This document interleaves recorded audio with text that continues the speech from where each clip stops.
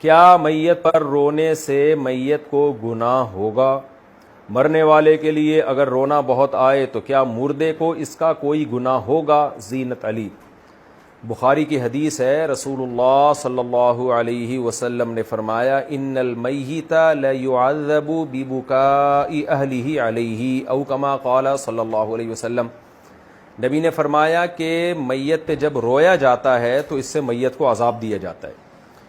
تو اس حدیث سے پتہ چلتا ہے کہ ظاہر سے یہی پتہ چل رہا ہے کہ جب میت پہ روتے ہیں تو میت کو عذاب دیا جاتا ہے، تکلیف دی جاتی ہے۔ لیکن علماء نے یہاں اس حدیث میں دو قیدیں لگائی ہیں کہ دو شرطوں کے ساتھ ہے، اگرچہ اس شرطوں کا اس حدیث میں ذکر نہیں ہے، لیکن شریعت کا اصول ہے کہ کسی کے عمل کی سزا کسی اور کو نہیں دی جاتی۔ یہ قرآن میں جگہ جگہ ہے، حدیثوں میں بھی ہے کہ ان کے رونے کی وجہ سے بھلا ان کو عذاب کیوں ہوگا، میت کو، اس کا کیا قصور ہے؟ تو اس لیے علماء نے یہاں دو شرطیں لگائی ہیں۔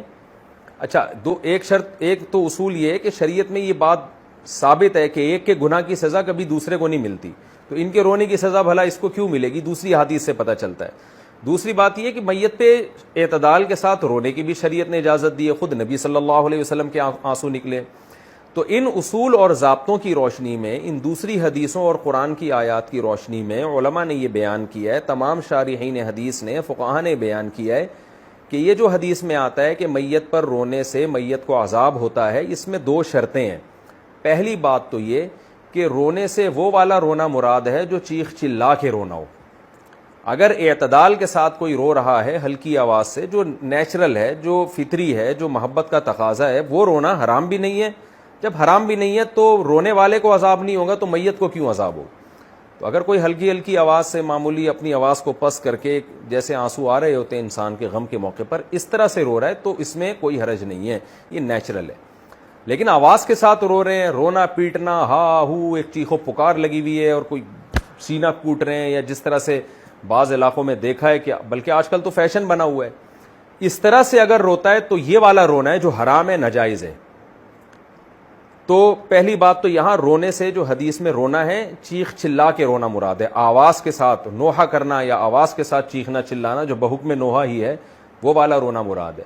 نمبر دو، میت کو اس کا عذاب اس صورت میں ہوگا کہ میت کو پتا تھا کہ میرے مرنے کے بعد رو پیٹ کے چلا چلا کے روئیں گے، میرے خاندان میں رواج ہے، اور اس نے اپنی زندگی میں اپنے لواحقین کو منع نہیں کیا، کیونکہ جو عام طور پہ گھر کا سربراہ مرتا ہے پہلے، پھر اس کے بعد بڑے مرتے ہیں، اس طرح عام طور پر ہوتا ہے۔ تو سربراہ کی ذمہ داری تھی نا کہ اس کے خاندان میں، اس کے گھر میں یا خاندان میں جو بری باتیں تھی وہ اس کو پہلے سے سمجھا کے جاتا کہ بھائی یہ کام آپ نے نہیں کرنا۔ تو جب کسی علاقے میں رواج ہے کہ لوگ میت پہ عورتیں اور مرد روتے ہیں، چیختے ہیں، تو ایسے موقع پہ اس مرنے والے پر لازم تھا کہ وہ وصیت کر کے جاتا کہ میرے مرنے کے بعد تم لوگوں نے چیخ چلا کے نہیں رونا ہے۔ تربیت اس کو کرنی چاہیے تھی، کم سے کم اتنی تربیت نہ بھی کر پاتا، اتنا تو کہہ دیتا کہ یہ نہیں کرنا ہے، اگر تم نے کیا تو میں اس سے بری ہوں۔ تو ایسی صورت میں انشاءاللہ میت کو عذاب نہیں ہوگا۔ لیکن اگر اس کو پتا تھا یا اس نے وصیت کی کہ رونا ہے، بعض لوگ شو مارنے کے لیے کہتے ہیں میں مر جاؤں تم خوب رونا، تاکہ لوگوں کو پتا چلے کہ اس سے لوگوں کو بڑی محبت تھی۔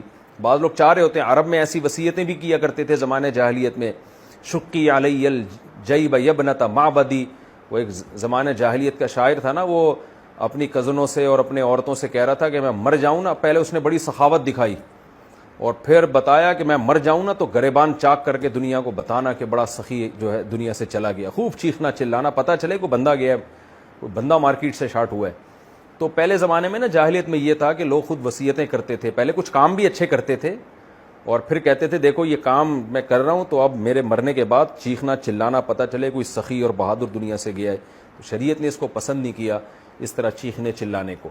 تو اس لیے دو شرطوں کے ساتھ، اگر چیخ چلا کے رویا جائے، نمبر دو، میت کو پتا تھا میرے مرنے کے بعد چیخنا چلانا ہوگا اور اس نے وصیت نہیں کی، تو ایسی صورت میں رونے سے میت کو بھی عذاب ہوتا ہے۔ تو اللہ ہم سب کو محفوظ رکھے، اور آپ سب حضرات اپنے گھروں میں وصیت کریں، بھائی کسی کی بھی ڈیتھ ہو جائے، ٹریننگ کریں، ان کی تربیت کریں کہ بیٹا ایسے رویا جاتا ہے، آرام آرام سے، بچیوں کو خاص طور پہ سمجھایا جائے، گھر کی مستورات کو سمجھایا جائے کہ یہ جو ہا ہوا ہے نا، یہ جاہلوں کا طریقہ ہے، مسلمان ایسا نہیں کرتے ہیں، پڑھے لکھے لوگوں پہ یہ چیزیں سوٹ نہیں کرتی ہیں۔